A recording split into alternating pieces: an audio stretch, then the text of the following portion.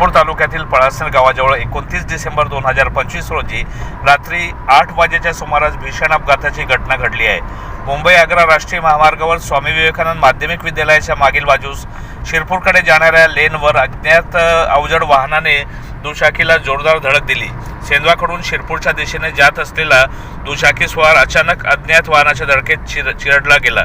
धडक इतकी भीषण होती की दुचाकीचा अक्षरशः चेंदामेंदा झाला आणि दुचाकी स्वाराच्या जागीच मृत्यू झाला। अपघाताची माहिती मिळताच स्थानिक ग्रामस्थ आणि पत्रकार निलेश कुमार दुबे यांनी घटनास्थळी धाव घेतली। यानंतर महामार्ग पोलीस, तालुका पोलीस आणि रुग्णवाहिका तात्काळ घटनास्थळी दाखल झाली।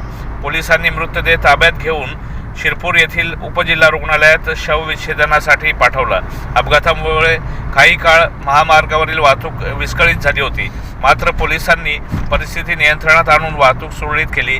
या अपघातातील मृत दुचाकीस्वाराचे नाव आणि गाव अद्याप समजू शकलेले नाही। अपघातानंतर अज्ञात वाहन चालक घटनास्थळावरून वाहनासह फरार झाला असून त्याचा शोध घेण्याचे काम तालुका पोलिसांकडून सुरू आहे। मुंबई आग्रा राष्ट्रीय महामार्गावर सातत्याने होणाऱ्या अपघातांमुळे नागरिकांमध्ये भीतीचे वातावरण आहे। वेगावर नियंत्रण आणि महामार्ग सुरक्षेबाबत प्रशासनाने ठोस उपाययोजना कराव्यात अशी जोरदार मागणी नागरिकांकडून होत आहे। पळासणहून संपादक निलेश कुमार दुबे, सत्य न्यूज।